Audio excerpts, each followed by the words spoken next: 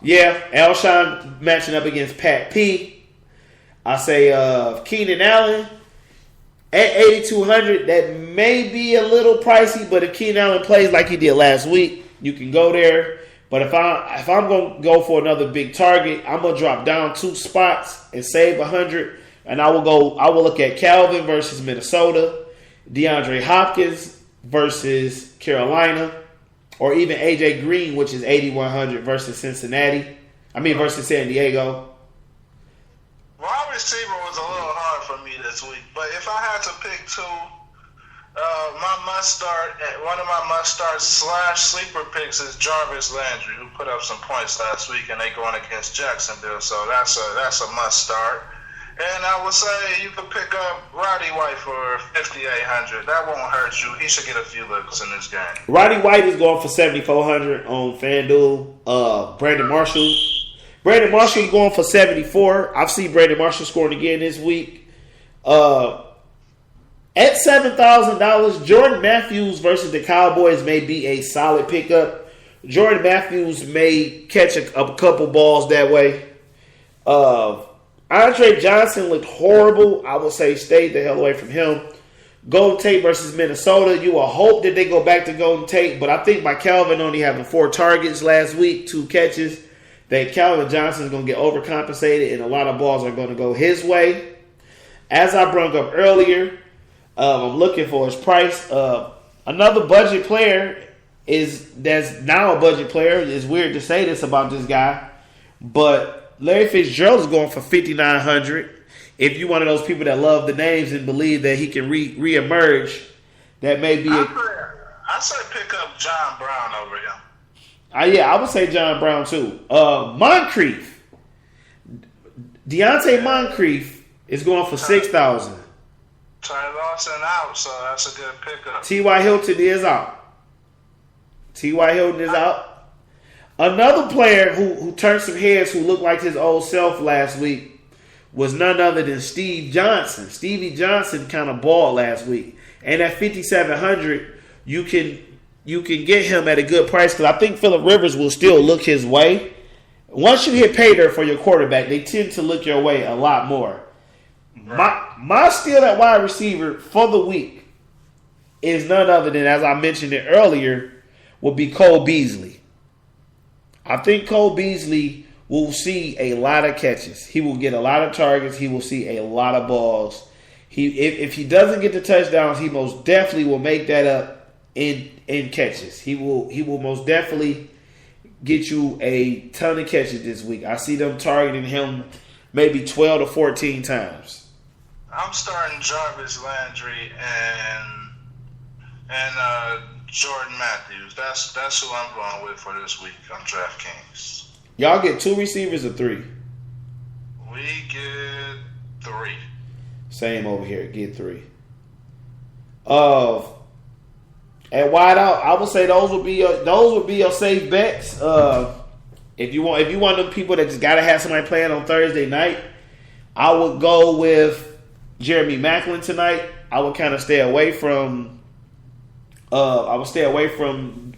Demaryius Thomas, Ruben Randall, Cole Beasley. It's time for Michael Floyd to have a game. Take him. Michael Floyd from Arizona, right? Are you talking about Michael Floyd from Arizona? I always mix them Floyds up. And Michael Floyd is going for budget prices, bro. Like, if you're talking about getting a bang for your buck, Michael Floyd is going for a little close to 5,600. And I'm going to tell you another one. That's a 50-50 pick, though. Oh, for San Diego. Let me see. Michael Floyd. I mixed them Floyds up. I can't, for some reason, can't never remember them fuckers. I have to find the Floyd from San Diego. Remember which one having a good season and which one not. That's the problem. And it's just the I think both of their initials is with an M. But Michael Floyd is going for 5,100. If you stack and you believe in him, I would say yeah. But I think Stevie Johnson and I believe the big boy will take catches from him. That's the only reason I wouldn't say him. I think they will take catches from him. And then they got to finally establish that game with Melvin Gordon. Ruben Randall, hey, we talking Giants. we're talking the Giants. Y'all know how I feel about that offense this year. Week 1 was not who they are. They will be better. James Jones at 5,400. Let's key him in as a starter until somebody figure him out. Even though he's going against Seattle, Aaron Rodgers will score. It don't matter what the outcome of the game is. He will score. And James Jones, it's got to be one of them guys you got to start, especially at 5,400 in FanDuel. How much is he in DraftKings? Let me look it up. Because he's pretty low. I want to say like 4,500, but let me just verify that for you real quick. And while you're doing that, another one, if you guys believe Cleveland is not that good and you believe in Mariota, why not take his number 1 wide receiver in Kendall Wright for 6,100? That way, 4,700 over here. How much he's going for? 4,700. That's a hell of a steal. So why not go Kendall Wright for 6,100 if you go? Because if you go Kendall Wright 6,100 and James Jones at that price he's going for, you can actually upgrade at quarterback if you want, or get one of the better tight ends, or even still get a top tier receiver versus having three banger at receivers. So I think they're pretty cheap over here though. So let's get down to the tight end. Hold on, let me add my man. Travis Kelce. That's who you go with. You go with Travis. Let me go. He's on 5,100 over here. That's low.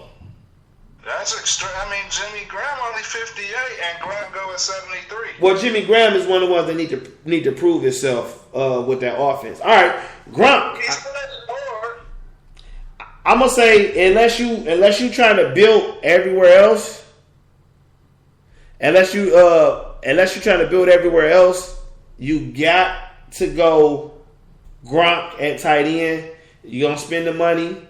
I would say if you don't want to spend the money, if you want to go safe bet, you can spend a couple less dollars for Kelce because Gronk go for 83. But if you're just trying to build a decent tight end and get some points, I'm going to go Tyler Efron against San Diego for 5,900. You also Tyler Efron is going for 4,200 over here. That's great. Right here. I'm with you on this, Marv. He say, who don't believe in this Cleveland secondary? Joe Hayden, I think the guy named Thurman, we're going to pick 6 your ass. I feel the same way. I don't know why people think Mariota is just going to ball against Cleveland.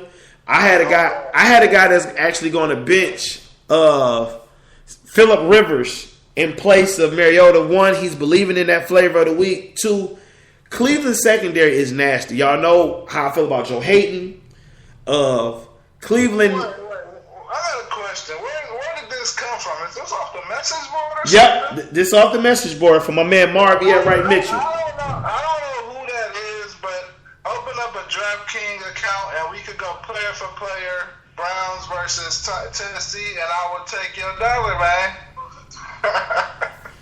I think you sleeping on Cleveland, man. That's everybody.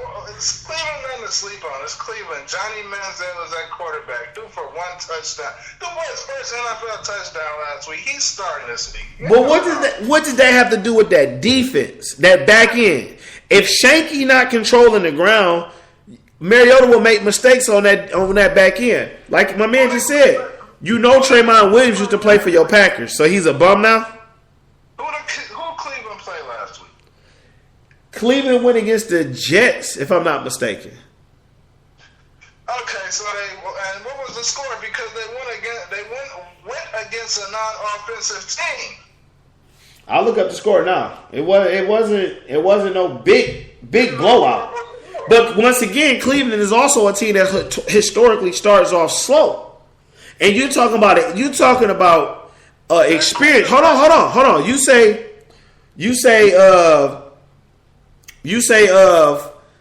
they went against a non-offensive team. Cool.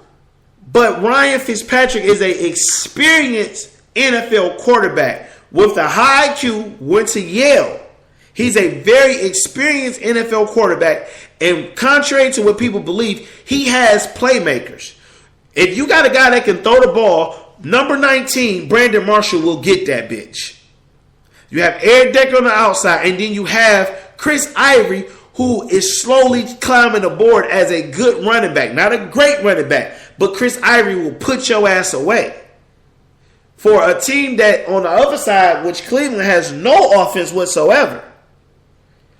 If you're not getting the offense, your defense can be the greatest defense in the world. If that other team can get 3 points, you lose.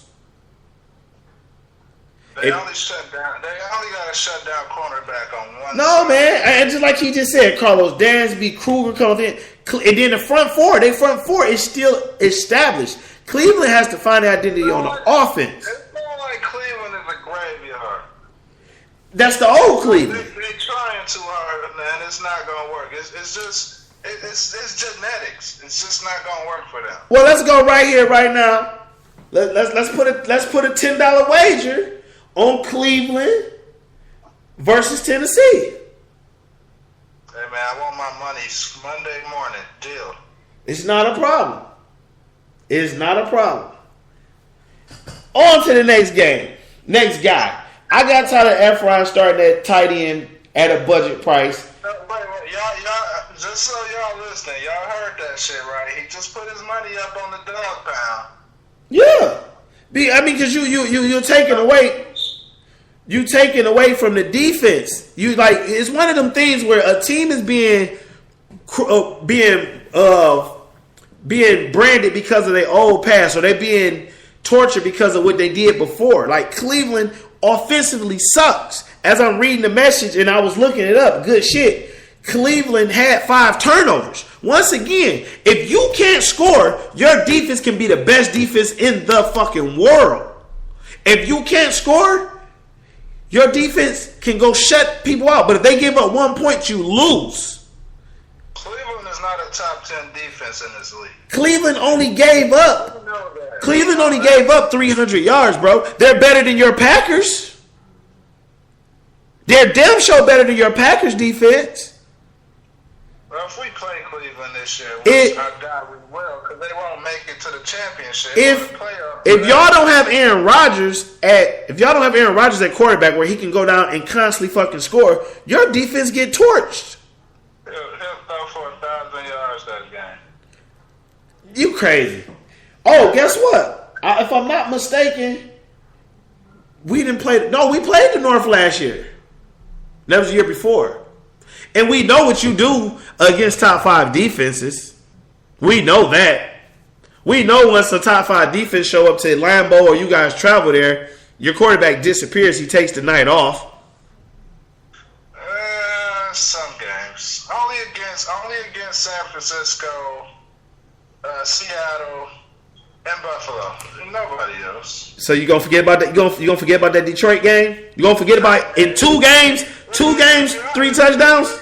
If y'all don't win this week, there's no point even talking about Detroit anymore. Yeah, this done turned into the get indicted hotline, cause that I don't know what view you looking at, but Cleveland is legit. Why are we even talking about Cleveland? It's like 30 other better relevant teams than Cleveland. Cleveland is nobody talking about. We are losing listeners as we talk. If you talking fantasy and you talking a good defense, a good budget defense, which we're about to get the defenses, because we're not going to touch kickers. You pay for whatever fucking kicker you want. If you're talking budget defenses and matchup, Cleveland versus Mariota will be one I would take. Cleveland. I just noticed on DraftKings we don't even have kickers. Tell them that like kickers don't matter. Cleveland versus Tennessee may be a good defensive pickup. Arizona versus Chicago may be a decent pickup. Bro, honestly, it's only two teams you should be picking, and that's Dolphins over Jacksonville, and that's Rams over Washington. I give you Rams over Washington, but I don't give you Dolphins over Jacksonville because the Dolphins struggle with the Redskins. The Dolphins did not look good on either side of the ball against the Redskins until late. I will be more comfortable taking Baltimore versus Oakland with the banged up Derek Carr over that game. And I would go for 4,600, which it is here. I would go 4,600 Cleveland versus Tennessee because I believe Mariota comes to life this week. He doesn't